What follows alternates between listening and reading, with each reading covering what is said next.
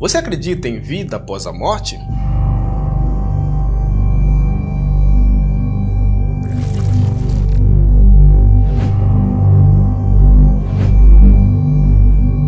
Esse é um assunto muito polêmico e bem dividido. Enquanto uns acreditam em sono da alma, outros defendem a imortalidade. Os que apoiam o sono afirmam que ficaremos em um estado inanimado e inconsciente, aguardando a volta de Deus para o julgamento final. Por outro lado, existem diversas hipóteses imortalistas. Uns dizem que as almas ficarão ativas e conscientes em um local específico, aguardando o juízo final.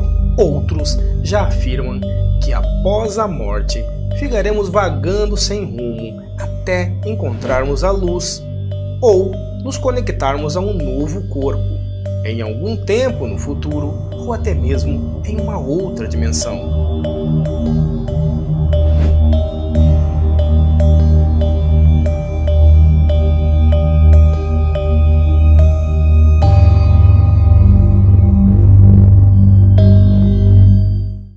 Boriska, ou Pequeno Boris em russo, hoje com 20 anos de idade, ganhou notoriedade quando ainda era criança e começou a contar ao mundo sobre suas experiências em vidas passadas, a respeito do antigo continente perdido chamado Lemúria e sobre o destino da civilização de Marte. Menino prodígio. De acordo com a mãe do garoto, uma médica chamada Nadzhda Kiprianovich, o parto de Boriska foi incrivelmente rápido e ela sequer chegou a sentir dores. Além disso, logo que colocaram o bebê em seus braços, Nadzhda notou que o pequeno a encarava atentamente, coisa que ela, como médica, sabia que os recém-nascidos não conseguem fazer. Ainda segundo a mãe do menino, Boriska raramente chorava. Já tinha o pescocinho firme aos 15 dias de vida e pronunciou sua primeira palavra aos 4 meses. Boriska começou a falar vocábulos mais complexos pouco tempo depois e aos 7 meses já formavam frases. Com 1 ano e meio, ele já conseguia ler e quando fez 2 anos e começou a ir à escolinha, assombrou a todos por lá, com sua precocidade e inteligência. Lembranças passadas e viagens intergalácticas.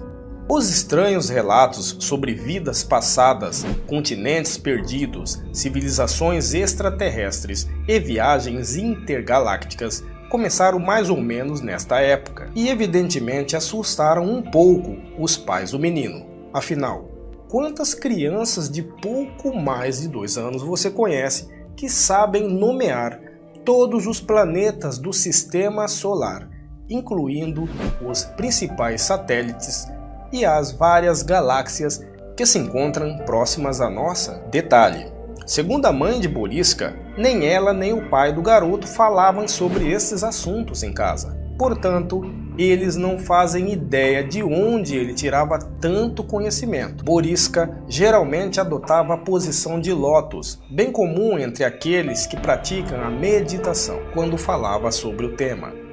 Proserpina, Lemúria e Marte. Aos 5 anos de idade, Boriska começou a contar histórias a respeito de um planeta chamado Proserpina. Segundo o menino, esse mundo distante teria sido completamente destruído há milhares ou talvez milhões de anos após um raio de energia parti-lo ao meio.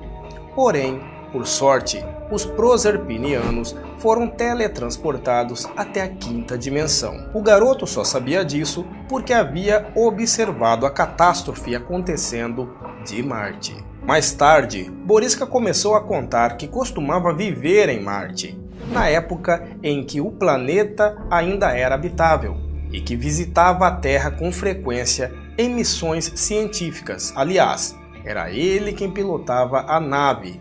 O nosso planeta contava com um único continente habitado, chamado Lemúria, e ele servia de lar para os lemurianos, uma civilização composta por seres com mais de 9 metros de altura. Este continente teria se fragmentado e sido engolido pelo oceano depois de uma série de montanhas explodirem na superfície, há cerca de 800 mil anos, levando ao desaparecimento dos lemurianos e de sua terra. Segundo Buriska, a civilização que vivia em Marte também quase desapareceu por completo, quando o planeta perdeu sua atmosfera e água. Conforme dizia, Marte era habitada por pessoas muito parecidas com os terráqueos atuais, mas uma guerra nuclear acabou devastando o planeta vermelho completamente.